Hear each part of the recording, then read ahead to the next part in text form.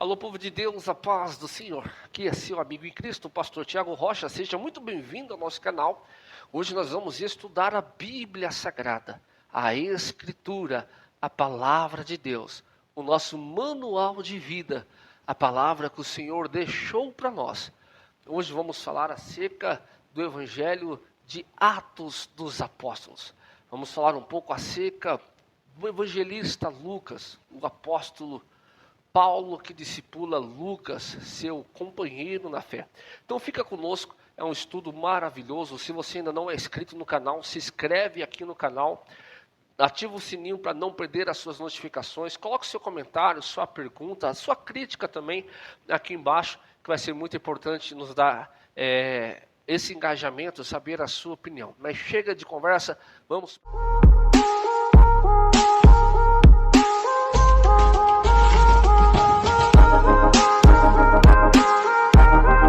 Quando falamos acerca do evangelista Lucas, Lucas escreve duas obras que estão inseridas no Novo Testamento. Lucas tem um evangelho que é escrito, que leva o seu próprio nome. Evangelho segundo escreveu São Lucas.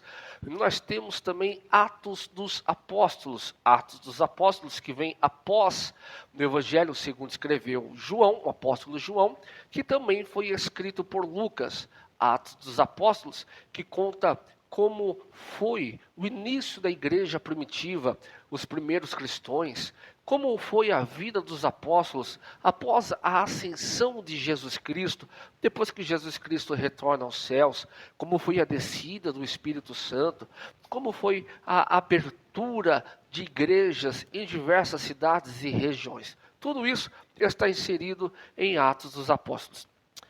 Quando nós falamos acerca da Bíblia Sagrada, sabemos que é um livro que é composto de vários outros livros, evangelhos que estão aqui dentro. Mas quem determinou quais os livros que estariam aqui dentro da Escritura, quais os livros inspirados que foram selecionados para compor a Bíblia Sagrada? Quando nós falamos isso, nós falamos acerca do Concílio de Hipona. Pastor Tiago Rocha, o que é o Concílio de Hipona? O Concílio de Hipona também é conhecido como Sinódo de Hipônia Regida. Foi um concílio regional africano na Igreja Apostólica Católica Romana, que foi realizado aproximadamente no ano 393 d.C., no qual foi estabelecido o cânon bíblico, ou seja, quais livros fariam parte da Bíblia Sagrada. Nesse cânon bíblico foi inserido o Evangelho de Atos dos Apóstolos. Em Atos dos Apóstolos, o evangelista Lucas vai relatar, pelo menos para nós, os 30 primeiros anos da igreja, a igreja que começa aqui em Atos dos Apóstolos, tá bom? E como foi o agir do Espírito Santo que ajudou, fortaleceu, renovou, como Jesus falou em João 16, consolou esta igreja em um tempo difícil, viu? Um tempo de perseguição, um tempo de levante, um tempo de mártires. Muitos mártires morreram por conta do início da igreja, por anunciar o evangelho. Tudo isso nós vamos ver em Atos dos Apóstolos. Ainda quando nós falamos no evangelista Lucas, Lucas compôs duas obras. O Evangelho segundo escreveu São Lucas e Atos dos Apóstolos. Hoje, esses evangelhos estão separados pelo evangelho do apóstolo João. Evangelho segundo escreveu João. João, que foi o último apóstolo a morrer, de morte natural. João não foi martirizado, apesar de tentarem matar João, mas isso aqui é uma outra aula. Mas o evangelho de Lucas, o evangelho de Jesus, segundo escreveu Lucas, e o evangelho de Atos dos Apóstolos, eram uma única obra composta por esses dois livros. Hoje, depois que entrou no cânon, elas foram separadas provavelmente no início do segundo século. Mas Lucas e Atos eram uma única obra, formavam-se num único livro. Primeiro Lucas escreveu Atos dos Apóstolos, depois que foi escrito o Evangelho segundo escreveu Lucas, que compõe a obra de Jesus Cristo. Isso é tão interessante que quando você tem essa informação, quando você tem esse conhecimento, você começa a entender algumas coisas que Lucas disse. Eu recomendo para quem está lendo a Bíblia, primeiro você lê Atos dos Apóstolos, que é a primeira obra que Lucas escreveu, depois você lê o Evangelho segundo escreveu São Lucas, onde ele vai relatar a obra de Cristo. Por quê, pastor Tiago?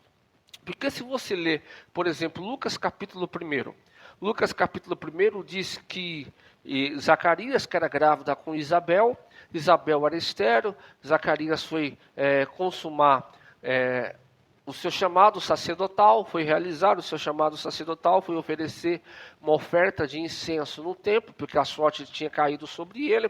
O anjo aparece para Zacarias, fala: Zacarias, não tema, a sua oração foi ouvida, a sua mulher, que é estéril, conceberá e dará à luz um filho, o seu nome será João.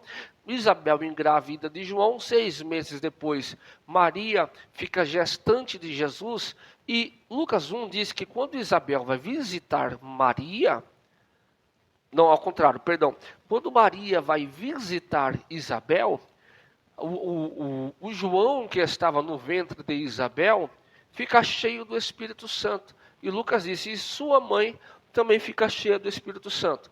Como é que Lucas sabia que eles estavam cheios do Espírito Santo?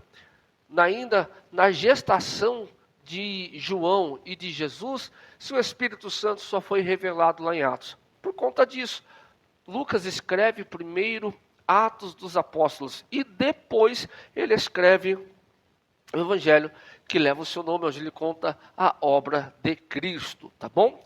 Quando nós lemos Atos capítulo 1, em Atos capítulo 1 fala acerca dos últimos dias de Jesus na terra em sua primeira vinda. Isso mesmo, em Atos capítulo 1, Lucas, ele está relatando a despedida de Jesus, algumas últimas orientações, algumas últimas recomendações antes de Jesus ser recebido no céu após estar ressuscitado. 40 dias Jesus passou na terra depois de ressuscitar, né? E aqui nós vamos ver Jesus se despedindo desse povo. Em Lucas capítulo 1, versículo de número 8, nós temos uma recomendação de Jesus aos seus discípulos, onde Jesus disse: mas recebereis a virtude do Espírito Santo que há de vir sobre vós, e ser-me-eis testemunhas, tanto em Jerusalém como em toda a Judéia e Samaria, aos confins da terra.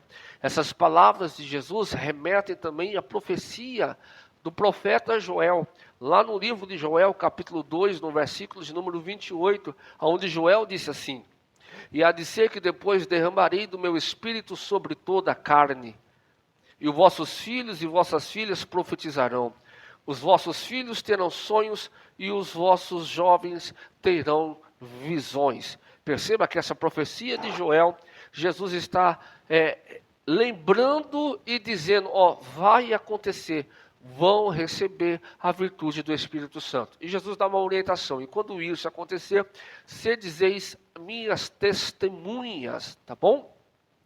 Atos dos Apóstolos é o único livro da Bíblia que tem começo, mas não tem fim. Como assim, pastor Tiago, tem começo, mas não tem fim? Atos dos Apóstolos começa com Jesus subindo e o Espírito Santo descendo. E Lucas começa a retratar para nós, a relatar para nós a obra do Espírito Santo. Por que é um livro que eu digo que não tem fim?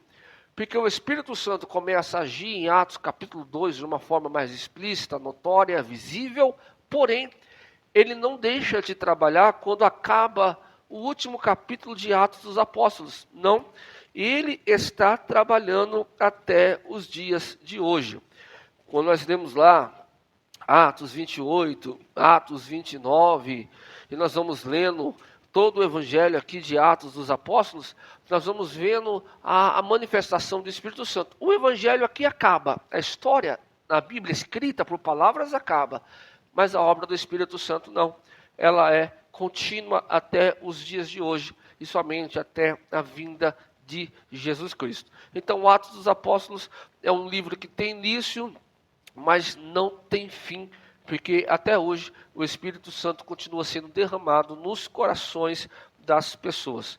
Quando falamos acerca do Espírito Santo, Jesus é recebido no céu, E Atos capítulo 2, eles estão obedecendo a ordem de Jesus, estão em Jerusalém, lá dentro do cenáculo, reunidos, clamando e pedindo o Espírito Santo. Em Atos capítulo 2, vai descer o Espírito Santo. É um texto conhecido por todos os pentecostais. Quem é pentecostal já conhece de cor e salteado Atos capítulo 2, que começa dizendo assim: e cumprindo-se o dia de Pentecostes, estavam todos reunidos no mesmo lugar. E de repente veio do céu um som como de um vento veemente impetuoso e encheu toda a casa em que estavam assentados.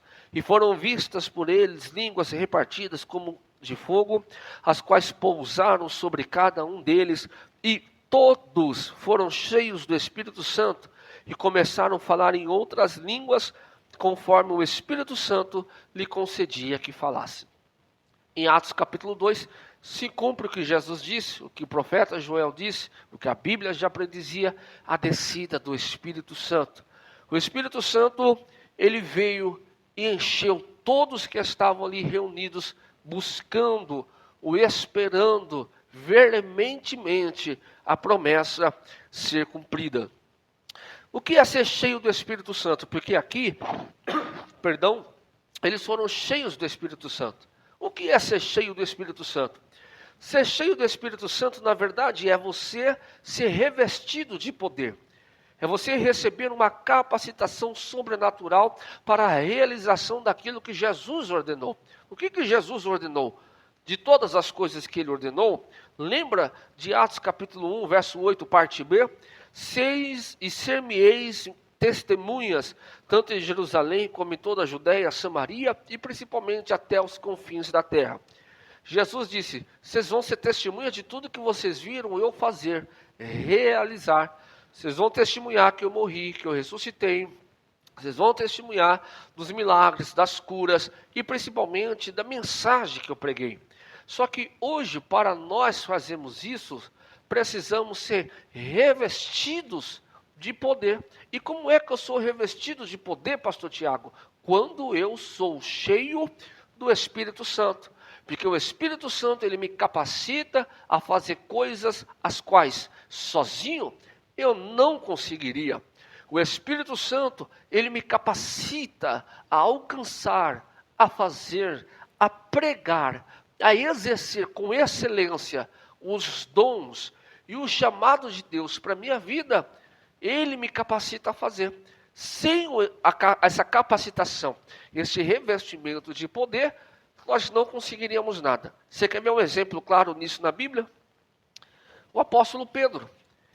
Pedro, antes de Atos capítulo 2, ele é uma pessoa ignorante, é uma pessoa bruta, tem dificuldade de se expressar, tem dificuldade de se comunicar, não convence ninguém a fazer nada.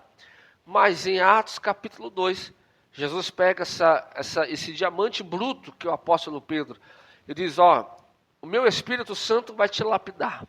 Pedro é lapidado pelo Espírito Santo, e você vê que logo após ele ser revestido desse poder, ele vai pregar uma mensagem linda. Leia depois Atos capítulo 2, a partir do verso 14. Você vai ver o discurso, a pregação de Pedro. E o que isso resultou? Mais de 3.000 almas se rendendo ao Senhor. Era porque Pedro era bom? Não. Foi porque ele foi revestido do Espírito Santo. A pregação da palavra.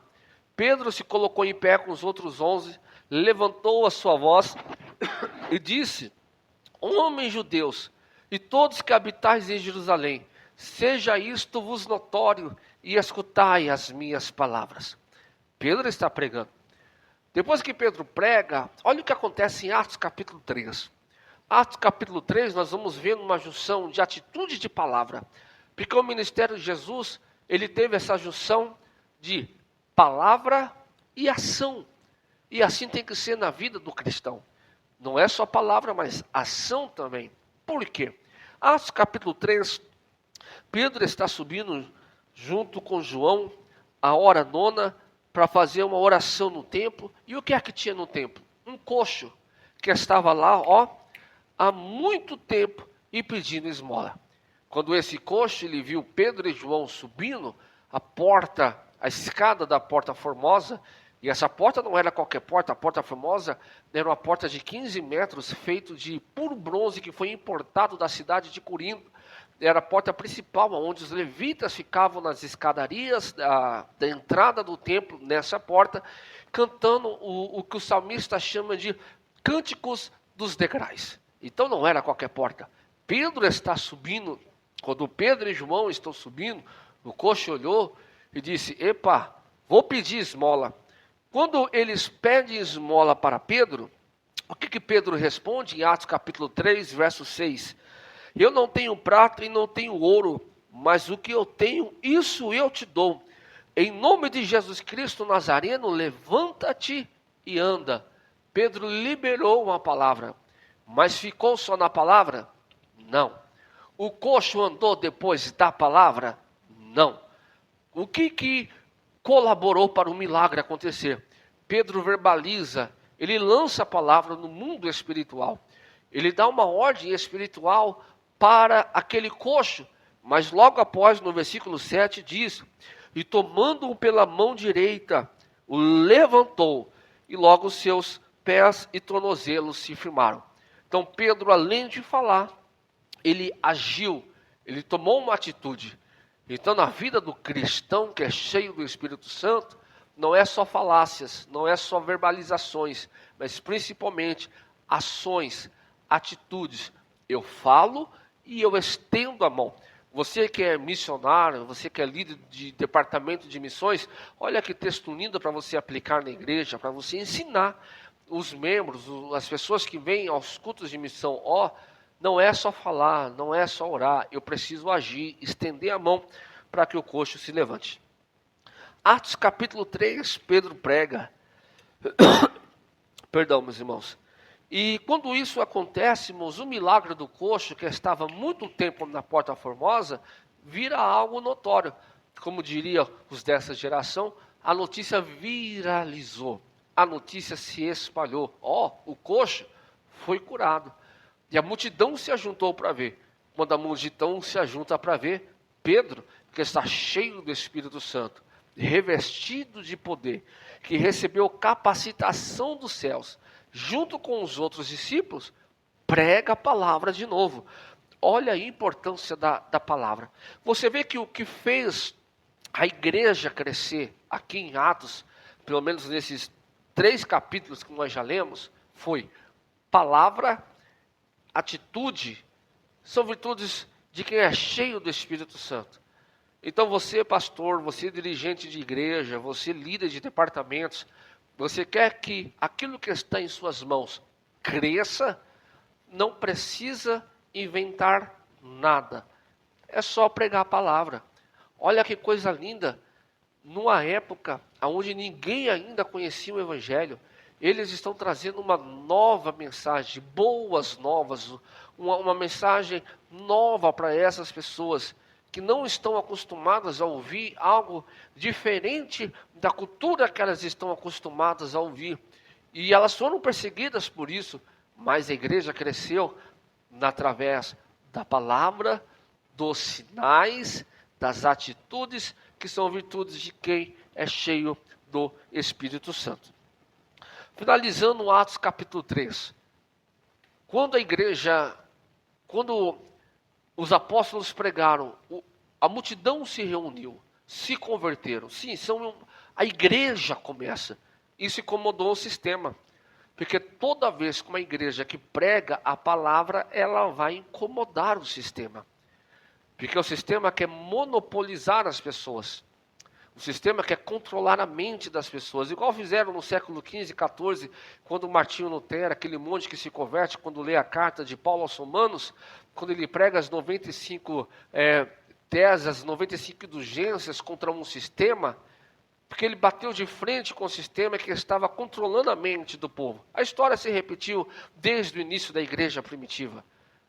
O sistema controla a mente das pessoas, para que elas não descubram a verdade. Esse sistema do mundo. E o próprio Cristo diz, este mundo jaz no maligno. Então o maligno não quer, não gosta, não suporta a ideia que se as pessoas abrirem a mente para a palavra de Deus, elas crescerão.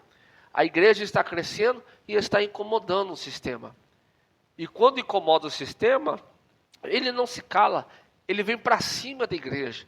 Vai dizer que a igreja que é errada, que a igreja que é a culpada, que a igreja que é a responsável pelas desgraças, pelas tragédias, por tudo de errado que está acontecendo.